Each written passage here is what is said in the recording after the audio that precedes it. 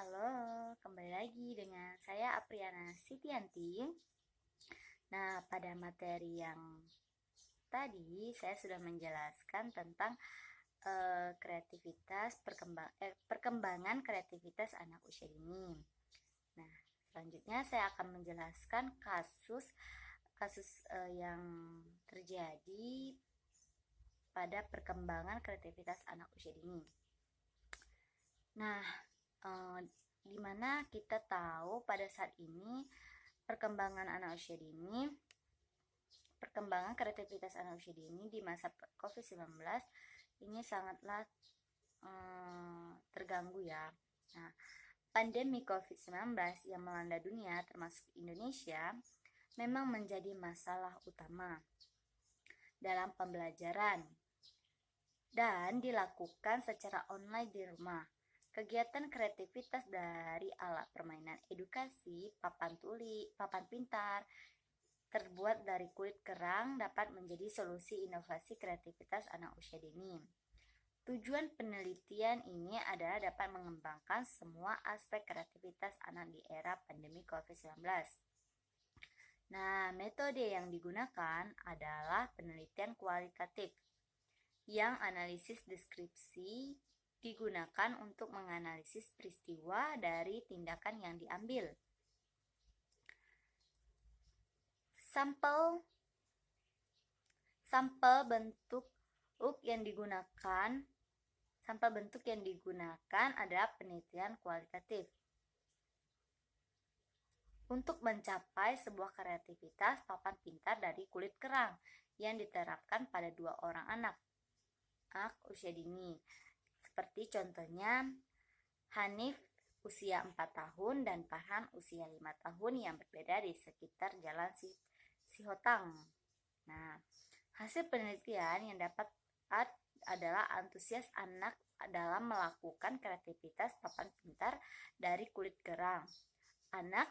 Si anak akan merasa senang nih dan dapat menghasilkan karya yang estetik.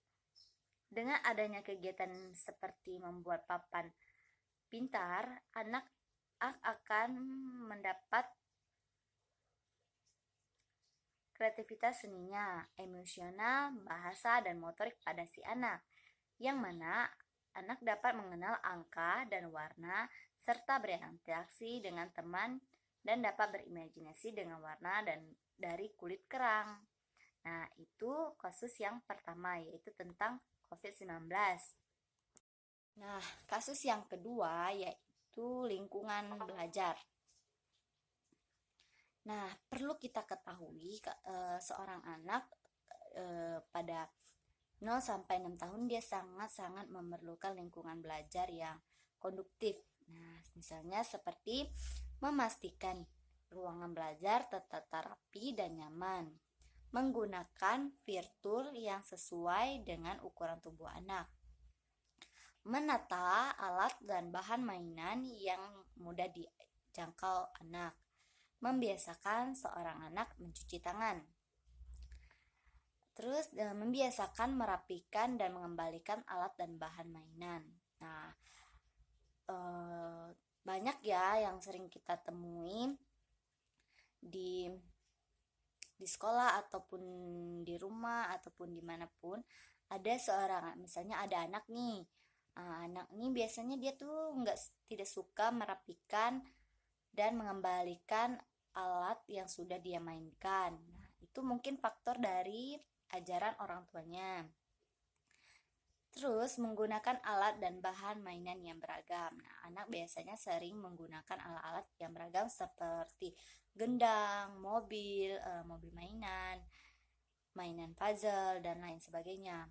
Nah, memastikan adanya sekat pembatas pagar antara lingkungan PAUD dengan lingkungan umum. Nah, jika di sekolah kita perlu sekali untuk menyekat pagar, karena kita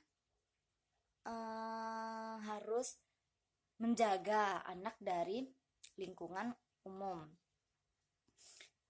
karena lingkungan umum itu tidak semuanya itu kondusif. Nah, misalnya seperti Misalnya ada anak main di luar luar luar apa namanya, luar pagar sekolah misalnya kan. Nah, pasti nanti dia akan menghasut temannya karena dia sudah terhasut oleh orang-orang yang di luar. Seperti itu. Menyediakan ruang tunggu untuk orang tua, pengasuh, dan pengantar. Nah, bagi di lingkungan belajar atau lingkungan sekolah, perlu untuk membuat atau menyediakan ruang tunggu agar si anaknya ini bisa langsung berjumpa dengan ibunya. Nanti takutnya si anak jika tidak melihat ibunya atau orang tuanya atau pengasuhnya, dia akan dia akan merasa sedih atau kesepian, atau mungkin dia akan mencari kedua orang tuanya, seperti itu.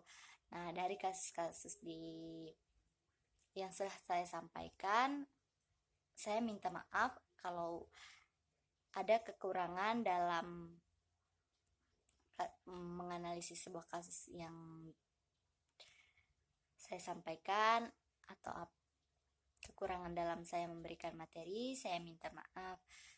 Terima kasih.